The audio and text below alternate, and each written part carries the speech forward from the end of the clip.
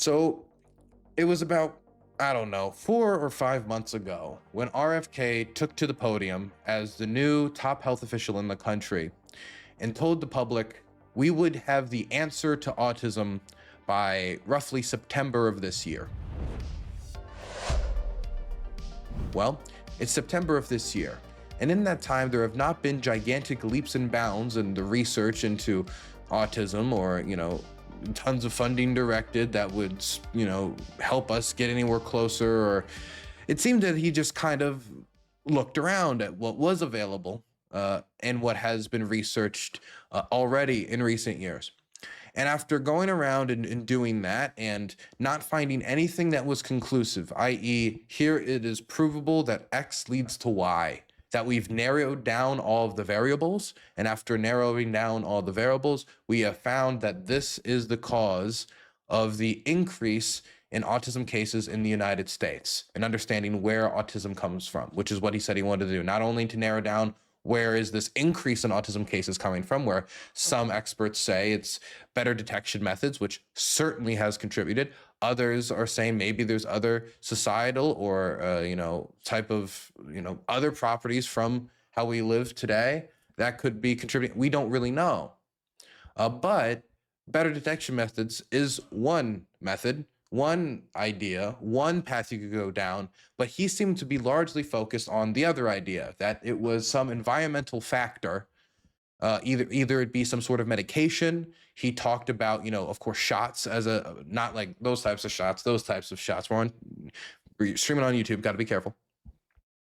And maybe that was something that was causing it. This has been a theory that Donald Trump has talked about in the past. He talks about children getting shot up like horses when living in today's society, and how is that not having an impact, pumping all those fluids into these tiny babies is the way he talks about it. And so now that this time has passed up, we don't have that conclusive link, but they have some studies that have pointed to that, hey, there are higher rates. It seems that this one study, not all the studies showed this, but some of the studies showed, some others actually did not show this, and they said they didn't find anything that was correlative, but some studies showed a correlative distribution between pregnant women who took Tylenol and a higher rate of autism. Not that it was X leads to Y, but that some of the studies showed there was some correlation. Not that it was certain that X led to Y, that if you took Tylenol that it would lead to this, but that some studies have shown that increased Tylenol use has had a correlative result with autism. It could be, for example, let me give you another example where something like this could mean, Tylenol is leading to autism, or it could lead something like this. Here's an example. Somebody has a Ferrari. You do a study on rich people and you see, wow, a lot of these rich people have Ferraris. Why are they rich? They have Ferraris. It could be that there's another variable, that a lot of these people actually worked in finance, or a lot of these people worked in XYZ. There's other variables that could have led to that, but rich people tend to be the ones that have a higher concentration of Ferraris compared to poor people because it's accessible to them. So there could be something that's correlative, but that's not causation. Correlation does not equal causation. And so it seems like they found some studies that have correlative, implications that are deserving of further review, and they have used this to answer their promise from earlier this year, which was already ridiculous to make. It seems like they cornered themselves into this press conference, and now that's where we are. I mean, before we even get started, this was the live stream title from Reuters. Live, Trump expected to make highly disputed claim linking autism with Tylenol. Manic Shanks, thank you so much for the Prime. So before they even started this press conference, when the press already had heard what they were going to say, they already had their title. They already had, this is highly disputed. So it didn't really get off to the best of starts. And then when Trump started talking about the Amish with RFK and how that could be some evidence, we'll just watch together. Okay, we've got some time, and I want to spend it listening to this glory. Where do we start? Here we go. Here they go. For 20, thank you very much.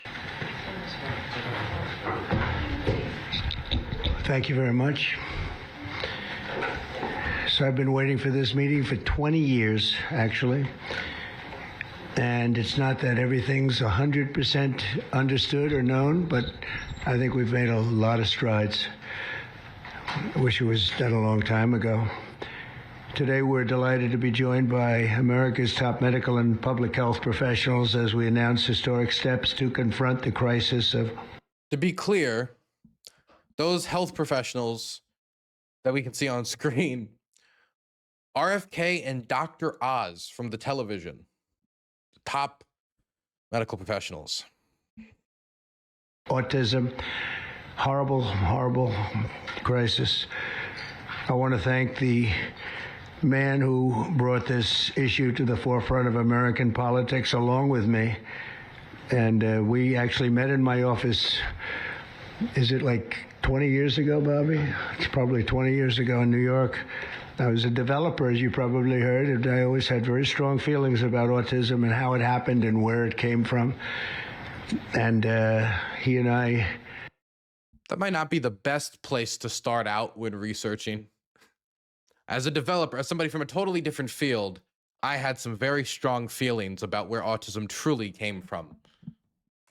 I don't know, the word got out, and I wouldn't say that people were very understanding of where we were, but it's turning out that we understood a lot more than a lot of people who studied it, we think. And I say we think because I don't think they were really letting the public know what they knew. Thanks as well to the director of the National Institute of Health, Dr. Jay Bhattacharya, FDA Commissioner Dr. Marty McCary. These are great people. Administrator of the Centers for Medicine and Medicaid Services, Dr. Mehmet Oz, and Acting Assistant Secretary of HHS, Dr. Dorothy Fink. So thank you all. Thank you, Dorothy, very much. The meteoric rise in autism is among the most alarming public health developments in history. There's never been anything like this. Just a few decades ago, 1 in 10,000 children had autism. So that's not a long time. And I've always heard, you know, they say a few, but I think it's a lot less time than that. It used to be 1 in 20,000, then 1 in 10,000. And I would say that's probably 18 years ago. And now it's 1 in 31, but in some areas it's much worse than that, if you can believe it, 1 in 31. And I gave numbers yesterday. For boys, it's 1 in 12. I was told that's in California where they have for some reason, a more severe problem. But whether it's 1 in 12 or 1 in 31, can you imagine? That's down from 1 in 20,000, then 1 in 10,000. And now we're at the level of 1 in 12 in some cases for boys. See, again, the two explanations was environmental factors, which is what they are alleging, or it could be a combination of both, really, or there is better detection methods. And so people have better ways of, you know, finding autism and like being able to find and track the symptoms. And so they found out that it's actually a much wider spectrum than what they thought before. Been arguing against anti-vaxxers for over 20 years. Beyond insane to see people like that in such a high office now. Get ready for exciting outbreaks. You know, I hate to tell you that I'm not excited. I hope that doesn't let you down, Diablo, but I am not excited. Me and polio are not homies. 1 in 31 overall. So since 2000, autism rates have surged by much more than 400%. Instead of attacking those who ask questions, everyone should be grateful for those who are trying to get the answers to this complex situation. And the first day all of these great doctors behind me were there, I told them this is what we have to find out. Because when you go from 20,000 to 10,000 and then you go to 12, you know there's something artificial. They're taking something. And by the way, I think I can say that they're... See, when he says that, he says it so, like, I cannot say whether it's something environmental or not, or if it really is that, you know, we've just gotten a better understanding of autism and realized that it's much, much more prevalent than we used to believe, and that there's much more variation in it and its symptoms than people would think. And that if you have a certain perception of somebody with autism is, I don't know, like some people talk about autism like they assume you become like a vegetable or you just like become mentally completely deficient. But there's so many different variations. People can live perfectly like normal, happy lives and be autistic. And I mean, I don't want to say you wouldn't even know they were autistic, but like, yeah, in many cases you would, and unless they told you, you would have no idea because some of the ways that these symptoms present so subtly. So, I mean, that is one, it could be a combination of both, but the way he talks about it is so conclusive. He says, I've had strong feelings about this for a long time. This feels much more motivated by those strong feelings than any breakthrough. That there's been no big recent breakthrough. The information that's being presented isn't like particularly new, shocking information that we've just attained either. Like the study was just published and we found it. We funded this new study. No, they did a general review of what they already had. There are certain groups of people that don't take vaccines and don't take any pills that have no autism. That have no autism. Does that tell you something? That's currently, is that a correct statement, by the way? You know this. Let's hear that one more time because you can see he's asking RFK to fact check him here. Something artificial. They're taking something. And by the way, I think I can say that there are certain groups of people that don't take vaccines and don't take any pills that have no autism. That have no autism. Does that tell you something? That's currently, is that a correct statement, by the way? There are some studies that suggest that, yeah, with the Amish, for example. The Amish, yeah, virtually. I heard none. See, Bobby wants to be very careful with what he says, and he should, but I'm not so careful with what I say. But you have certain groups. The Amish, as an example, they have essentially no autism. First, effective immediately, the FDA. There is autism in the Amish community. I mean, there's a question about detection in the Amish community, considering how little they interact with, modern society. So there might be questions of whether or not certain symptoms are being picked up. So detection could be one explanation there. And again, I said I didn't completely discount the idea of environmental factors, but the way that he's talking is as if like, for the Amish, it's still 1 in 20,000, but for everybody else, it's 1 in 12. The difference between that is not so stark. Like the way that it's being described here is if you just take out all modern medicine, which is or all these modern new things that are being introduced, big pharma, fill in the blank, that, if you just live like the Amish, everything would be fine. They will be notifying physicians that the use of let's see how we say that. Acetaminophen. Is that okay? Yes.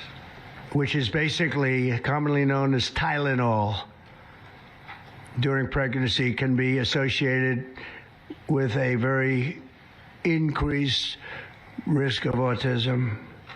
So taking Tylenol is not good. All right, I'll say it. It's not good. By the way, I looked at it. It says the studies that he's talking about in reference to the Amish shows that they get diagnosed at 1/3 the national rate. So if what Trump's saying is true, then the difference between the Amish and the general population, completely just excluding any possibility that it could be any sort of detection, which again, if you're in the Amish community, seems like a possibility, but saying that it's not that means their difference would be 1 in 30 instead of 1 in 12, 1 in 34, 136. And if that's the rate amongst the Amish population, I mean, that's still a gigantic transformation from 1 in 20,000. So you could get into a more nuanced discussion about how detection could affect the Amish community. But even if there is a difference, the difference is not so stark as to say that it was 1 in 20,000 before, and the Amish community, it's still like that, but everywhere else, it's different. No, detection methods have also increased the amount of autism rates, at least detected, in the Amish community as well. For this reason, they are strongly recommending that women limit Tylenol use during pregnancy unless medically necessary. That's, for instance, in cases of extremely high fever, that you feel you can't tough it out, you can't do it. I guess there's that. It's a small number of cases, I think. But if you can't tough it out, if you can't do it, You know what sucks is there are some like health risks that could be associated with high amounts of Tylenol use. I think they mostly have to do with the kidney, but a lot of the other pain relievers that a lot of women default to Tylenol because a lot of the other pain relievers also have a problem with create problems with the pregnancy, possibly even worse problems with the pregnancy. Again, we don't have anything that is A to B. So right now, I mean, it is possible because again, correlation could show something, but we're making some pretty conclusive statements about women needing to toughen it out in stages of pregnancy. Why not like just offer a different pain reliever? Why would Trump's statement be tough it out? It's like, okay, women, we've found out that you just have to toughen out the pregnancy now to stop your children from being autistic. I don't know. He really could have just offered like a different like seatbelt, like just like, hey, how about take this pain reliever? But no, tough it out. Okay. That's what you're going to have to do. You'll take a Tylenol, but it'll be very sparingly. It can be something that's very dangerous to the woman's health. In other words, a fever that's very, very dangerous, and ideally a doctor's decision, because I think you shouldn't take it, and you shouldn't take it during the entire pregnancy. They may tell you that toward the end of the pregnancy you shouldn't take it during the entire, and you shouldn't give the child a Tylenol every time he's born and he goes and has a shot. You shouldn't give a Tylenol to that child. All pregnant women should talk to their doctors for more information about limiting the use of this medication while pregnant. So ideally you don't take it at all, but if you can't tough it out, or if there's a problem, you're going to end up doing it. The other thing that I can tell you that I'll say that they will maybe say at a little bit later date, but I think when you go for the shot, you do it over a 5-time period. Take it over 5 times or 4 times, but you take it in smaller doses and you spread it out over a period of years. And they pump so much stuff into those beautiful. What is what shot is he referring to that we should give people so we have a normal dosage of, I don't know, flu medication or whatever he's referring to. He didn't say the medication, which just shots generally maybe. And again, we're talking about a pregnancy. He said over the period of years. Pregnancy lasts 9 months. So I don't know if this is for the general population or this is like after the pregnancy, just to be safe, in case, your genes still get into the baby. I don't know. I have no clue. But period of years. What shots is he referring to where this is a risk? I just get my flu shot and go home. Why would I need to? A flu shot is, if you don't get a full dosage, then how do you know? Like, you're supposed to get through flu season. That's the point. So like, how are you going to get through flu season? Like, there's going to be multiple flu seasons in that time period. I think he means vaccines for newborns. Maybe. He doesn't say newborn babies. I mean, maybe he's talking about like smaller dosages for babies, I assume. Okay, that makes... all shots should be done over the period of years? Is it just conclusive about every vaccine? And they pump so much stuff into those beautiful little babies. It's a disgrace. Well, there it is. It is about the babies. I don't see it. I think it's very bad. They're pumping, it looks like they're pumping into a horse. You have a little fragile child, and you get a vat of 80 different vaccines, I guess, 80 different blends, and they pump it in. So ideally, a woman won't take Tylenol. And on the vaccines, it would be good, instead of one visit where they pump the baby, load it up with stuff, you'll do it over a period of 4 times or 5 times. I was I mean, I've been so into this issue for so many years just because I couldn't understand how a thing like this could happen. And it's artificially induced. It's not like something that when you go from all of those, healthy babies to a point where I don't even know structurally if a country can afford it. And that's the least of the problems. To have families destroyed over this is just so terrible. I also, But what when he says families destroyed over this, what does he mean destroyed by autism? The family is not destroyed by an autism diagnosis. You can still learn to live with it. I don't know what he means destroyed by that. I mean, he's using a lot of this is emotionally charged language. Pump the baby full of the juices like a horse, treating it like a racehorse, being pumped full of steroids, trying to get like an edge over their competitors. But it's the emotionally charged language. Already done this. We want no mercury in the vaccine. We want no aluminum in the vaccine. The MMR, I think, should be taken separately. This is based on what I feel the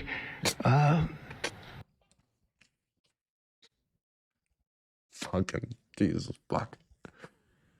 This is based on what I, the real estate developer, feel. Okay. Remember, this guy said that COVID would be over when the heat would kill COVID. And we're going off of what he feels. Okay. That seems fine.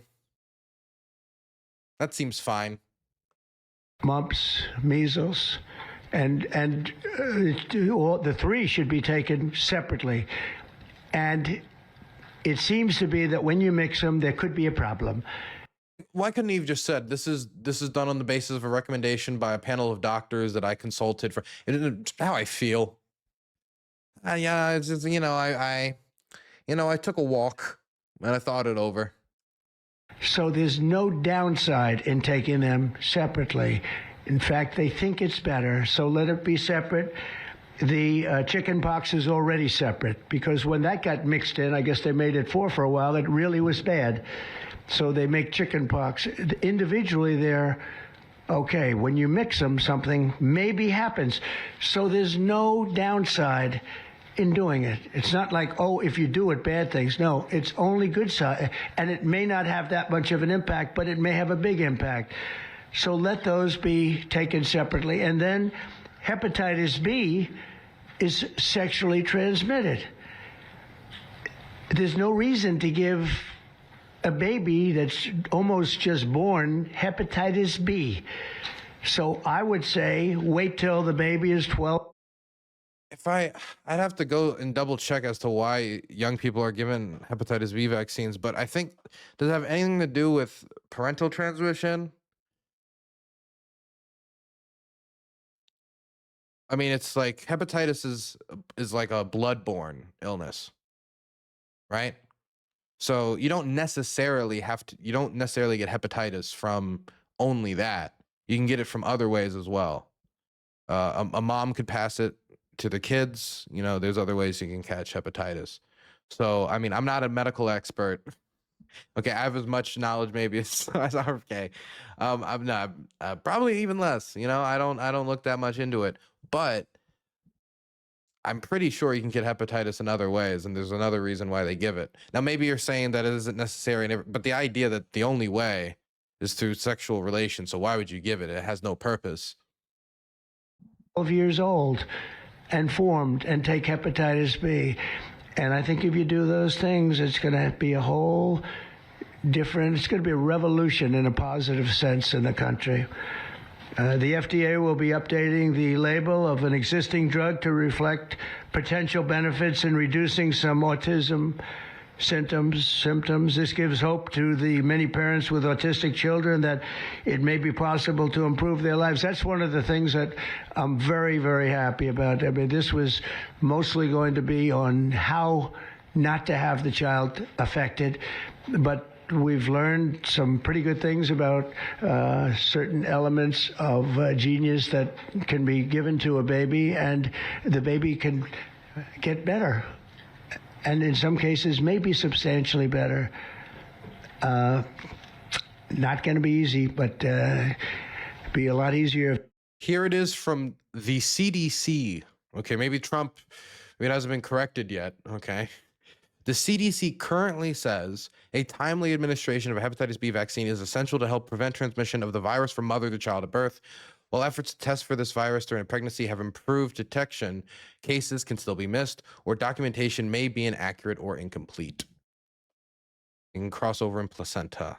If it didn't happen in the first place, as these great parents fully understand, right? They fully understand. I feel so terribly for. I have so many friends with autistic children. It's a tough situation. Finally, to help reach the ultimate goal of ending the autism fever, the NIH will be announcing 13 major grant awards. Did he just call it the autism fever? Is that what? It's a tough situation. Finally, to help reach the ultimate goal of ending the autism fever, the NIH. It sounds like autism fever. It's like a summer beach, spring fever, autism fever. We're going to have nothing but train track audio for the next 2 months on this station. Autism fever. What is autism fever? Because it's autism summer, guys. No more white boy summer. no more no more white boy summer. It's just autism summer now, guys. Autism winter. We're heading into autism winter. NIH will be announcing 13 major grant awards from the Autism Data Science Initiatives. And to be honest with you, to me, that's the least important. It's not even a money thing at this point. There's so much money, but they have to do, and they have to move quickly.